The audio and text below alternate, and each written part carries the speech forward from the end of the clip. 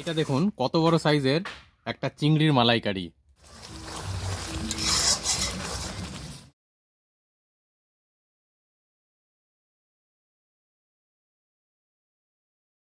মৌসুমী আইল্যান্ডে আমি 7 তারিখে গিয়েছিলাম ঠিকই, তবে মৌসুমী আইল্যান্ডে যাওয়ার আগে আমি 6 তারিখে মালদা থেকে রওনা দিয়েছিলাম, মানে 6 মার্চ 2024-এ মালদা থেকে কলকাতার উদ্দেশ্যে। আর কলকাতা যে আমি এসেছিলাম তা এসেছিলাম একটি বিশেষ কারণে।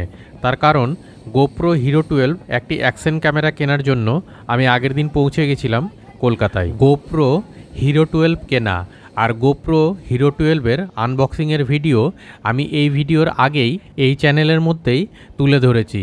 আপনারা যদি সেই ভিডিওগুলি না দেখে থাকেন তাহলে আমার অনুরোধ রইল সেই ভিডিওগুলি আপনারা দেখে নেবেন। তাছাড়া আমি এই ভিডিওর উপরের আই বাটনে এবং ভিডিওর ডেসক্রিপশন বক্সে লিংক দিয়ে রাখলাম। তবে আগের দিন ক্যামেরা কেনার পর আমি কিন্তু রাত্রি কাটিয়েছিলাম শিয়ালদা স্টেশনেরই রিটার্নিং রুমে। তারও কিন্তু একটি বিশেষ কারণ ছিল। আমি যে মৌসুমী আইল্যান্ড যাব তার জন্য আমি কিন্তু ট্রেনে করে যাব। আর যে ট্রেনটিতে করে আমি নামখানা অবধি গিয়েছিলাম সেই ট্রেনটি শিয়ালদা স্টেশন থেকে 7:14 ছেড়ে যাওয়ার রাইট টাইম ছিল। আর শিয়ালদা থেকে নামখানা যাওয়ার জন্য দেখুন আমি ট্রেনের টিকিটও কেটে নিয়েছি, 25 টাকা মতো ভাড়া লেগেছে। শিয়ালদা স্টেশনের রিটার্নিং রুমে থেকে আমার একটাই লাভ হয়েছে যে সকালবেলার এই 7:14 নামখানা লোকালটি আমি অনায়াসে ধরতে পেরেছিলাম। টিকিট কেটে নেওয়ার পর যতক্ষণে আমি শিয়ালদা স্টেশনের সাউথ সেকশনে গিয়ে পৌঁছলাম ততক্ষণে দেখলাম অলরেডি আমাদের ট্রেন 18 নম্বর প্ল্যাটফর্মে দিয়ে দিয়েছে। গুড মর্নিং প্রত্যেককে। আজকে 7ই মার্চ 2024 আর আমি এখন দাঁড়িয়ে আছি বর্তমানে 18 এবং 19 নম্বর প্ল্যাটফর্মের মাঝখানে। আর এই ডান দিকে যে 18 নম্বর প্ল্যাটফর্মের এই যে ট্রেনটি আপনারা দেখতে পাচ্ছেন এটি হচ্ছে নামখানা লোকাল, যা এখান থেকে সোজা আগে লক্ষ্মীকান্তপুর অবধি যাবে, দিয়ে লক্ষ্মীকান্তপুরে গিয়ে ট্রেনটির নম্বর চেঞ্জ হয়ে তারপরে আবার কিন্তু এই ট্রেনটি আবার যাবে নামখানা অবধি। আর আমি কিন্তু একটু হেঁটে হেঁটে এই ট্রেনের সামনের দিকে চলে যাচ্ছি একটাই আশা নিয়ে, যদি সামনের দিকের কামরার কোনো যদি জানলার সিট ফাঁকা পাওয়া যায় এই ভেবে। আর যথারীতি আমি একটি জানলার সিট ফাঁকাও পেয়ে। তবে আপনারা যারা বাসে কিংবা নিজের প্রাইভেট গাড়ি নিয়ে যাবেন মনে করছেন এই নামখানা অবধি, আপনারা সেক্ষেত্রে স্প্ল্যানেড বাস স্ট্যান্ড থেকে আপনারা বকখালিগামী যে কোনো বাসে আপনারা উঠে বসতে পারেন। নন এসি বাস হতে গেলে ভাড়া পড়বে প্রায় 85 টাকার মতো, আর যদি এসি বাস হয় সেক্ষেত্রে ভাড়া পড়বে 210 টাকার মতো। আর এখন আমাদের ট্রেন শিয়ালদার সাউথ সেকশনের 18 নম্বর প্ল্যাটফর্ম থেকে যথারীতি রাইট টাইমেই ছেড়ে বেরোচ্ছে।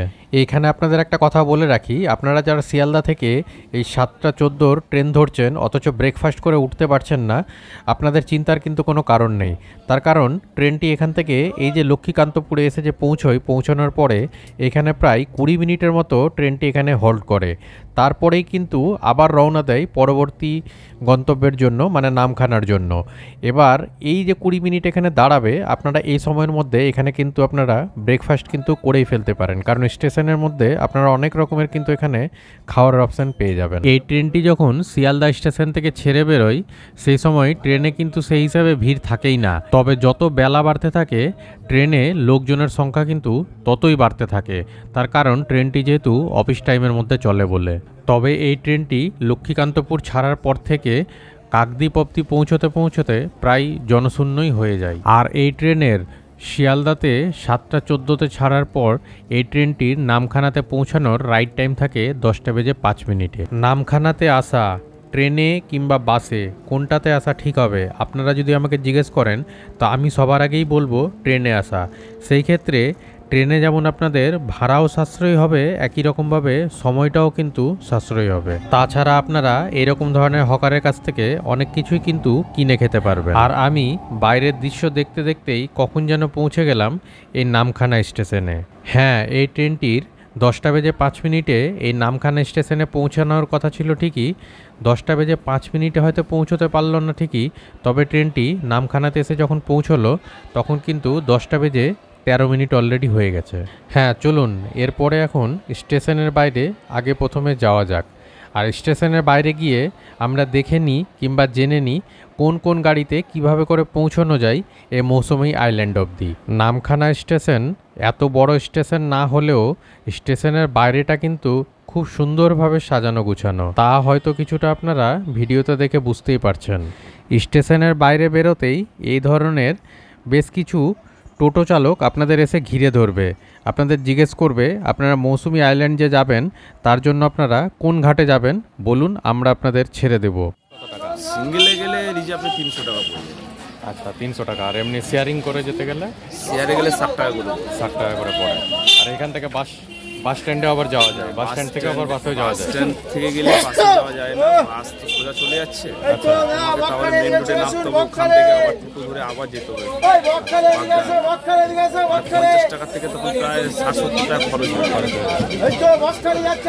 গেলে একা হলে বাসের পক্ষে ঠিক আছে, 3-4 জন হলে হ্যাপা হয়ে যায়, এই নামা ওঠা অনেক ঝামেলা। সেক্ষেত্রে শেয়ারিং করে টোটো অটোতে করে যাওয়াটাই। এবার এই ক্ষেত্রে আমি আপনাদের একটি কথা বলে রাখি, যদি আপনারা 4-5 জনের গ্রুপে আসছেন তাহলে অতি অবশ্যই আপনারা চেষ্টা করবেন একটি টোটো রিজার্ভ করেই কিন্তু ফেরিঘাট অবধি যেতে। তবে আপনারা যদি আমার মতো সিঙ্গেল ভাবে আসছেন আর শেয়ার টোটো পাচ্ছেন না, সেই ক্ষেত্রে এই যে স্টেশন থেকে বাইরে বেরোনোর রাস্তাটি দিয়ে এই যে সোজা রাস্তাটি দেখাচ্ছি আপনাদের, এই রাস্তা ধরে সোজাই আপনারা এই বাস স্ট্যান্ড অবধি পৌঁছে যেতে পারেন। আর বাস স্ট্যান্ড অবধি পৌঁছতে এই রাস্তাটা মোটামুটি 300 থেকে 400 মিটার মতো ম্যাক্সিমাম হবে। যদি আপনারা টোটোতে করে আসেন সেই ক্ষেত্রে আপনার কাছ থেকে 10 টাকা করে ভাড়া নেবে। যদি আপনারা হেঁটে আসবেন মনে করেন, হেঁটে আসতে পারেন, আমি যেমন হেঁটে এসেছিলাম। আর এই বাস স্ট্যান্ড থেকেই আপনারা অন্য অন্য ফেরিঘাটে নিকটবর্তী বাস স্ট্যান্ড অবধি কিন্তু যেতে পারবেন। তবে আমি বাগডাঙ্গায় গিয়েছিলাম। বাগডাঙ্গা অবধি ভাড়া কত? 35 টাকা। আর রিজার্ভ যদি যাই 500 টাকা। 500 টাকাতে কতজন গাড়িতে বসতে পারবে? 14 জন। তোমার একটু মোবাইল নম্বরটা তাহলে বলে দাও। 740 743 791। তোমার নামটা? জয়দেব দেবনাথ। আর এরপরে গাড়ি ছাড়তেই আপনারা সামনে একটি দীর্ঘ একটি সেতু দেখতে পাবেন, যে সেতুটি হাতানিয়া দোয়ানিয়া নদীর উপর অবস্থিত। আর এই সেতুটিকে হাতানিয়া দোয়ানিয়া সেতু হিসাবেও বলে, কিংবা নামখানা ব্রিজ হিসাবেও কিন্তু বলে। এই সেতুটির দৈর্ঘ্য 340 মিটার। আর এই সেতুটি 2019 সালে জনসাধারণের জন্য খুলে দেওয়া হয়েছিল। মৌসুমী আইল্যান্ডে যাওয়ার জন্য লোকে 3টে ফেরিঘাটকে ব্যবহার করে থাকে। একটি হচ্ছে পাতিভুনিয়া ফেরিঘাট, আরেকটি হচ্ছে হুজ্জতের ঘাট, আর আমি যেটি দিয়ে যাচ্ছি সেটি হচ্ছে বাগডাঙ্গা ফেরিঘাট। মৌসুমী আইল্যান্ডে আসার জন্য আপনারা যে ক্যাম্প বুক করছেন সেই ক্যাম্প কর্তৃপক্ষের কাছ থেকে আপনারা জেনে নেবেন যে কোন ফেরিঘাট দিয়ে পার হতে গেলে আপনাদের সুবিধা হবে, সেইভাবে করে আপনারা সেই ফেরিঘাটেই কিন্তু পৌঁছবেন। তবে আপনারা যদি পার্সোনাল গাড়ি নিয়ে আসবেন সেই ক্ষেত্রে আপনারা হয় পাতিবুনিয়া ঘাট দিয়ে কিংবা হুজ্জতের ঘাট দিয়ে আপনারা পারাপার হবেন, তার কারণ ওইখানে একমাত্র গাড়ি পার্কিংয়ের ব্যবস্থা আছে। এই বাগডাঙ্গা ঘাটে কিন্তু কোনো গাড়ি পার্কিংয়ের কিন্তু ব্যবস্থা নেই। আর নদীতে এখন ভাটা থাকার জন্য নৌকাও যেন একবারে শেষ প্রান্তে গিয়ে দাঁড়িয়ে রয়েছে। আর এই ফেরি পারাপারের জন্য মাথাপিছু 5 টাকা করে কিন্তু নেওয়া হয়।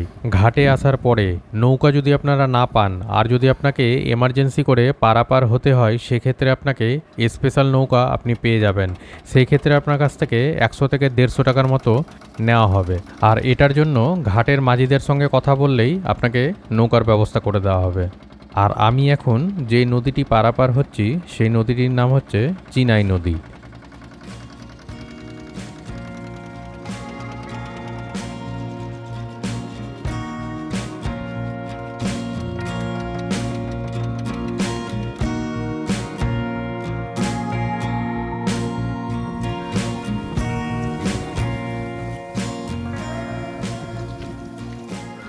সকাল থেকে যেহেতু ব্রেকফাস্ট করা হয়নি, ওই জন্য ঘাট পার হয়ে প্রথমে আমি একটি মিষ্টির দোকানে চলে আসলাম ব্রেকফাস্ট করে নেওয়ার জন্য। আর ব্রেকফাস্টে আমি নিয়ে নিয়েছি 15 টাকা শ হিসাবে 100 গ্রাম পরোটা, আর সঙ্গে ফ্রি দিয়েছে ঘুগনি।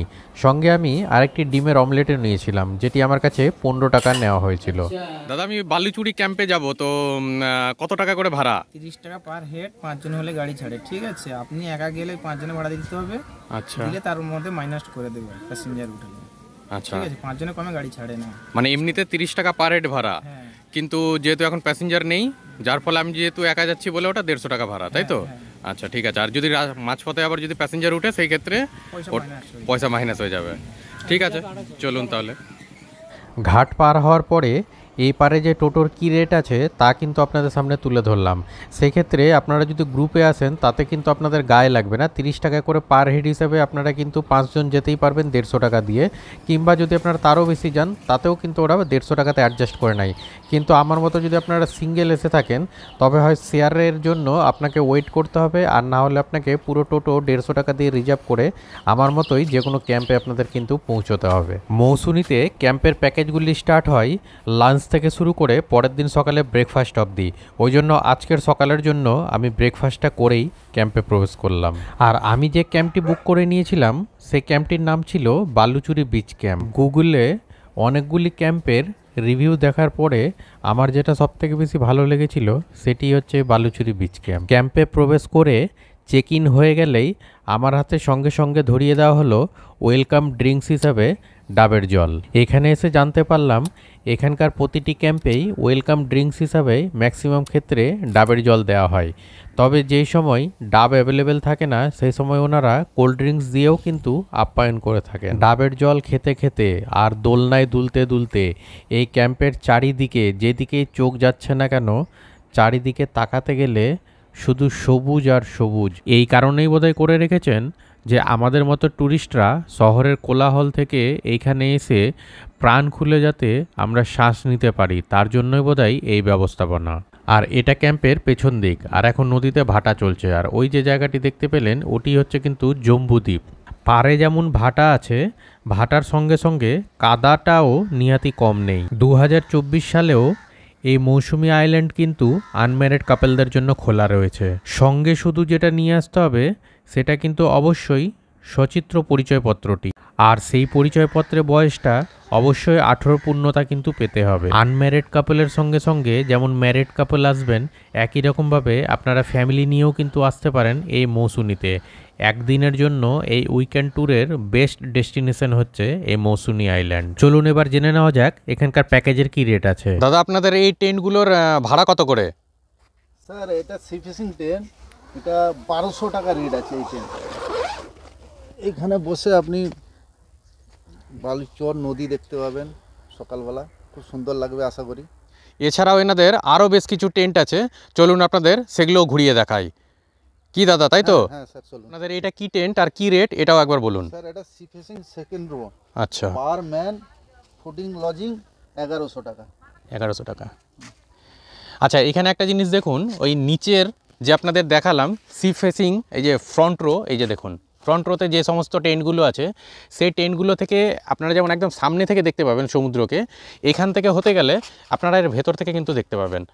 দেখুন এইখান থেকেও কিন্তু আপনারা কিন্তু সমুদ্র কিন্তু দেখতে পাচ্ছেন। দেখুন এটা আমাদের ইনসাইড টেন্ট, ফ্যামিলি টেন্ট। এখানে 3 জন থাকা যাবে, 4 জনও থাকতে পারেন। যদি বিছানা ছোট হয় বাড়িয়ে দেওয়া যাবে, না হলে অপশান আছে আমরা ওই পারে চলুন স্যার।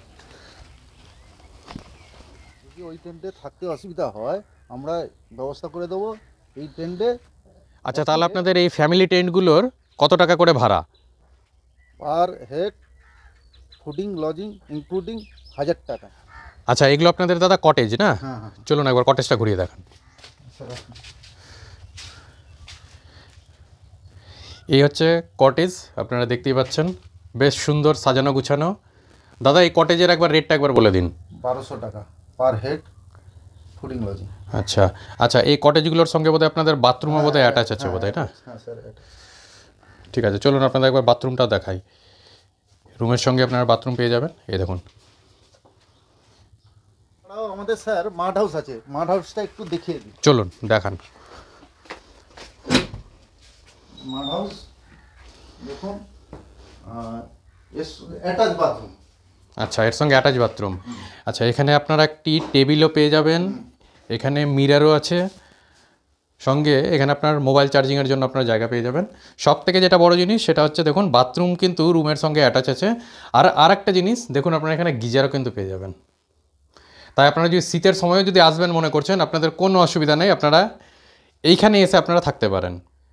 মাড হাউস তো আপনাদের দেখালাম, এবার আসা যাক আসল কথায়। দাদা এই মাড হাউসের পার হেড কত করে আপনারা নেন? স্যার 1300 টাকা পার হেড ফুডিং লজিং। আচ্ছা, তার মানে আমি যা বুঝতে পারলাম আপনাদের এই ডোম টেন্ট যেখানে 2 জন থাকতে পারবে, কিংবা ফ্যামিলি টেন্ট যেখানে 3 জন থাকতে পারবে, সঙ্গে হচ্ছে মাড হাউস, এবং হচ্ছে আপনার ওইদিকে দেখালেন হচ্ছে কটেজ। তো সমস্ত জায়গারই আপনি যা রেট বললেন প্রত্যেকটাই কিন্তু আপনি মানে ইনক্লুডিং ফুডিং অ্যান্ড লজিং দিয়ে বললেন। 1000 টাকা, 1100 টাকা, ওইদিকে বললেন হচ্ছে আপনি 1200 টাকা হচ্ছে কটেজ, আর এটা বললেন আপনি 1300 টাকা। তবে আপনারা যারা এই ধরনের টেন্টগুলোতে এসে থাকবেন, আপনাদের তো বাথরুমের প্রয়োজন আছে। এই টেন্টের সঙ্গে কিন্তু বাথরুম আপনার অ্যাটাচ নেই। আচ্ছা, তাহলে আপনাদের ওই টেন্টের সঙ্গে এগুলো হচ্ছে আপনার বাথরুম, কমন বাথরুম, এগুলো কমন বাথরুম না? ঠিক আছে, এইখানে আপনি কোমোড পেয়ে যাবেন, ঠিক, ইন্ডিয়ানও পেয়ে যাবেন। ইন্ডিয়ান। আচ্ছা, এই রকম ধরনের আপনাদের টোটাল কটা বাথরুম আছে? 6খানা বাথরুম আছে, মানে তাতে আপনাদের যতগুলো টেন্ট আছে সব সাফিসিয়েন্ট বাথরুম হচ্ছে তাহলে। অ্যাভেলেবেল, কোনো অসুবিধা নেই।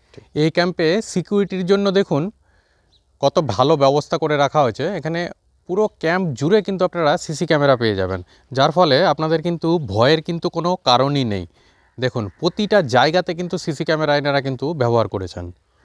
তো সিকিউরিটিটাও কিন্তু বাইরে ঘুরতে এসে বিশাল প্রয়োজন। টেন্ট দেখলাম, কটেজ দেখলাম, মাড হাউস দেখলাম, এবার আমি চলে এসেছি এই ক্যাম্পেরই রান্নাঘরে। রান্নাঘরে ঢুকতে দেখি সবার জন্য যেমন একটিতে ডাল তৈরি হচ্ছে, অন্যটিতে তৈরি হচ্ছে মিক্সড ভেজ, যা কিন্তু দেখতে প্রচণ্ডই লোভনীয়। কি কি দিয়ে দিয়েছে আপনাদের একবার দেখাই। ভাত সঙ্গে স্যালাড এবং লেবু লঙ্কা, এখানে দিয়েছে হচ্ছে আলু ভাজা, এখানে দিয়েছে মিক্স সবজি, এখানে দিয়েছে চিংড়ির মালাইকারি, ডাল, পমফ্রেট, চাটনি, আর সঙ্গে রয়েছে পাঁপড় ভাজা। এটা দেখুন কত বড় সাইজের একটা চিংড়ির মালাইকারি, সঙ্গে হচ্ছে পমফ্রেট। পমফ্রেটটাও কিন্তু বেশ যথেষ্টই বড়। চলুন এবার খাওয়া দাওয়াটা শুরু করা যাক। কেমন কি স্বাদ হয়েছে খেয়ে নিয়ে তারপরে আপনাদেরকে রিভিউ দিচ্ছি।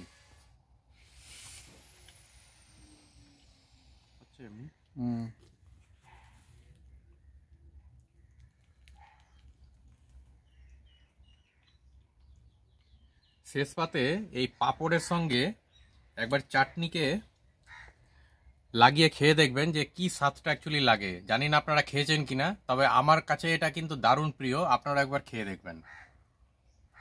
এই ক্যাম্পের খাওয়া দাওয়া নিয়ে কিন্তু আর আলাদা করে কিন্তু কিছু বলার নেই, আমি কিন্তু এক কথাতেই ভালো বলবো। তবে আপনারা যারা ভিডিওটি দেখছেন আর মনে করছেন যে আমি কতটা ঠিক বলছি না ভুল বলছি, তার জন্য আপনাদেরকে চলে আসতে হবে কিন্তু একবারের জন্য হলেও এই বালুচুরি বিচ ক্যাম্পে। তবে আপনারা জানতে পারবেন যে কথাটা আমি কতটা ঠিক বলেছি না ভুল বলেছি। তাছাড়া আপনারা যারা আমার আগেই এই বালুচুরি ক্যাম্পে এসে ঘুরে গেছেন, আপনারা তো অলরেডি জানেনই, আপনাদের তো আর আলাদা করে কিছু বলারই নেই। দুপুরে লাঞ্চ করে নেওয়ার পরে অল্প রেস্ট নিয়ে আমি চলে এসেছিলাম এই ম্যানগ্রোভস দেখার জন্য। আর এখান থেকে সানসেট যে এতটা অপূর্ব লাগে তা হয়তো আমি এখানে না আসলে জানতেই পারতাম না। আর সানসেট দেখা হয়ে গেলে গ্রামের যে পথটি বেয়ে এসেছিলাম সেই পথ ধরে আবার ক্যাম্পে গিয়ে হাজির হলাম। দেখুন রুমের মধ্যে থেকে, রুম মানে আমার এই যে ডোম টেন্ট, এই ডোম টেন্টের মধ্যে থেকে বাইরের ভিউটা আপনাদের একবার দেখাচ্ছি। দেখুন আমি যখন সকালবেলা ক্যাম্পে প্রবেশ করেছিলাম, ভাটার কারণে সে সময় জল না থাকতে গেলেও এখন জোয়ারের জল ঠিক এতটাই বেড়ে গেছে মনে হচ্ছে টেন্টের মধ্যে এসে জল ঢুকে পড়বে। আর এরপর অল্প কিছুক্ষণের জন্য আমি ক্যাম্পের বাইরে গিয়েছিলাম, আর তারপরে ক্যাম্পের মধ্যে প্রবেশ করে ঢুকে দেখি দেখুন কি অবস্থা। লাইটের সঙ্গে সঙ্গে গানও যে এত জোরে জোরে বাজানো হচ্ছে তা আর হয়তো আমি আপনাদের শোনাতে পারছি না, তার কারণ হয়তো ভিডিওতে কপিরাইট আসতে পারে বলে। বাইরে থেকে ঘুরে আসার পর দেখুন সঙ্গে কি দিয়েছে, ভেজ পকোড়া এবং মুড়ি, আর সঙ্গে দিয়েছে 1 কাপ চা। এটা খেয়ে নেওয়া যাক, খেয়ে নেওয়ার পরে তারপরে যাব বারবিকিউ এর দিকে। মুড়ি খাওয়া হয়ে গেলে এবার আমি যাচ্ছিলাম সেদিকটাই, যে দিকটাতে বারবিকিউ চিকেন রেডি করা হচ্ছিল। আর যেতে গিয়ে দেখি প্রত্যেকে গানের সঙ্গে সঙ্গে নাচ করতে করতে যেন উন্মাদ হয়ে গেছে। মৌসুমি আইল্যান্ডে আসে কিন্তু প্রত্যেকে এনজয় করার জন্য। কাপেলরা যেমন তাদের নিজেদের মতো করে এনজয় করে, ফ্যামিলিরাও এনজয় করে তাদের নিজেদের মধ্যে। সন্ধেবেলাটায় যেন একটি উৎসবমুখর পরিবেশ তৈরি হয়। আর এরপর আমাকে দিয়ে দেওয়া হলো বারবিকিউ চিকেন, যা প্রতি কেজি 450 টাকা করে নেওয়া হয়, তবে এটি প্যাকেজের মধ্যে থাকে না। আর এরপরেই রান্না হওয়া শুরু হয়ে গেছিল রাতের ডিনারে। মাসি অ্যাকচুয়ালি এখানে রান্না করে বহু বছর ধরে। মাসি কতদিন যাবত এখানে রান্না করছেন? 2 বছর। এখানে হুকারও ব্যবস্থা আছে। দাদা এখানে হুকার কি রেট আছে? রেট আছে স্যার মিনিমাম 250 থেকে 300 টাকা থেকে এবার স্টার্ট। ফ্লেভার যেরকম হবে সেরকম রেট হবে। আচ্ছা এগুলো কি তাহলে এক একটা ফ্লেভার? হ্যাঁ এগুলো ফ্লেভার। আচ্ছা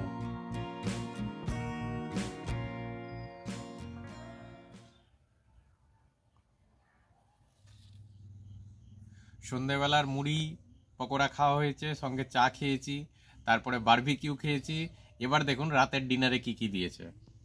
আলু ভাজা, ভাত, স্যালাড। আমি রুটি চেয়েছিলাম, ওই জন্য আমাকে 3টে রুটিও দিয়েছে, সঙ্গে ডালও রয়েছে। আর এর সঙ্গে রয়েছে মাটন। অ্যাকচুয়ালি মাটন কিন্তু প্যাকেজের মধ্যে থাকে না, এখানে সবসময় চিকেন থাকে।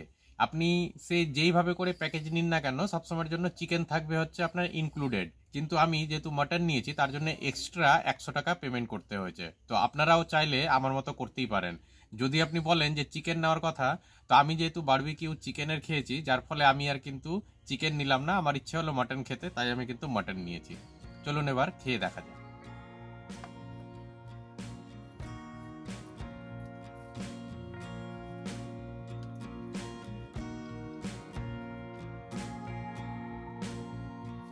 ঝোলের স্বাদটা একদম অসাধারণ। এখন মাটনটা খেয়ে দেখি কতটা সেদ্ধ হয়েছে।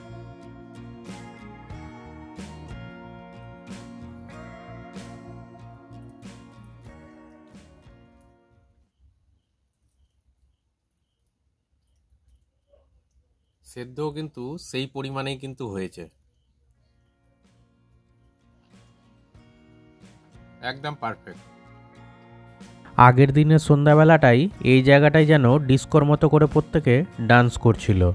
কালকে বিকেলের পর থেকে জোয়ারের জল বেড়ে যাওয়ার পর থেকে যে একবার মনে করলাম যে জলে নেমে একটু পা ভেজাবো, কিন্তু তার আর কোনো উপায় নেই।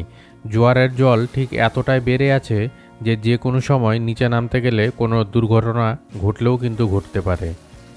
তার জন্য যেন নিচে নামার আর সাহসই পেলাম না।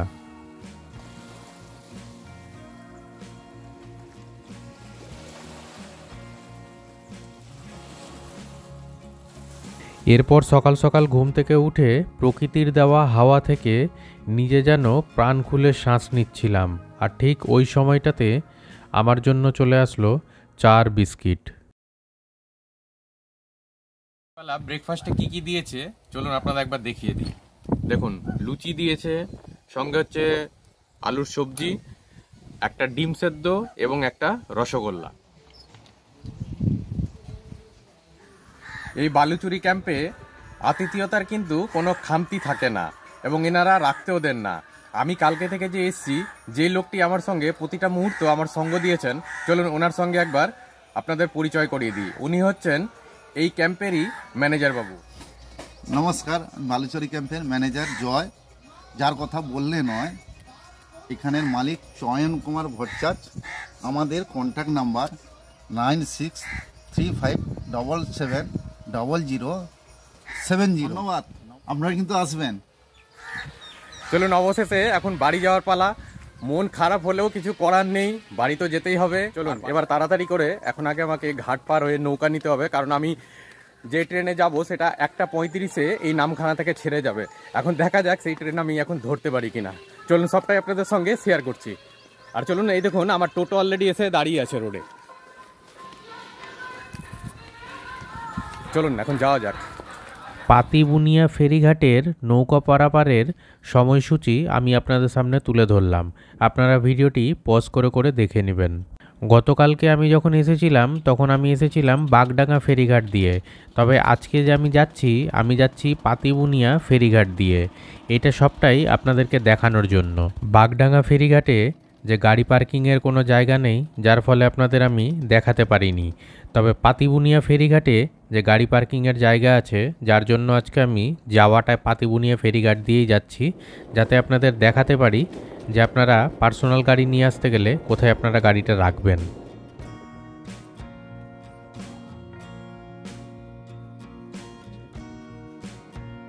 আর ঘাটের উপরটাতে উঠতে গেলে সেখান থেকেই কিন্তু আপনারা টোটো পেয়ে যাবেন।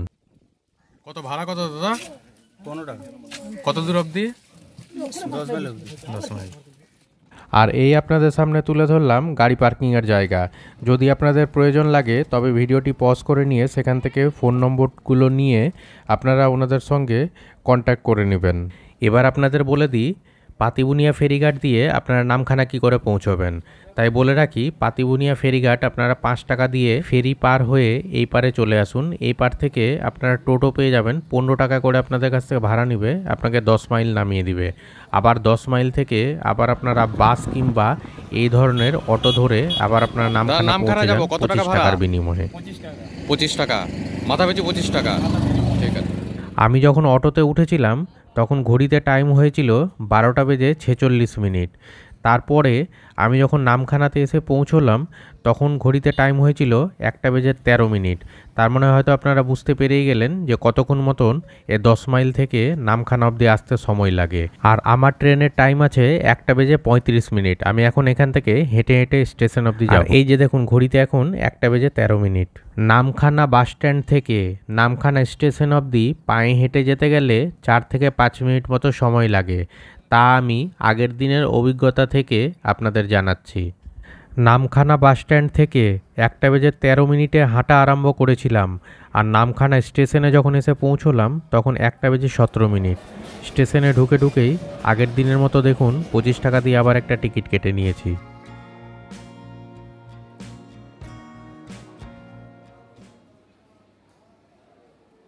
1:35-এ যে ট্রেনটি নামখানা থেকে ছেড়ে যায় সেই ট্রেনটি কিন্তু সরাসরি শিয়ালদা স্টেশন যায় না। আপনারা পুরো ভিডিওতে থাকুন তবেই জানতে পারবেন। তবে টিকিটটি কিন্তু আপনারা নামখানা থেকে সরাসরি শিয়ালদা অবধি কেটে নেবেন 25 টাকা দিয়ে। আর ঘড়িতে দেখুন এখন একেবারে 1টা বেজে 35 মিনিট, আর ঠিক রাইট টাইমেই আমাদের এই ট্রেন নামখানা স্টেশন থেকে ছেড়ে বেরোলো।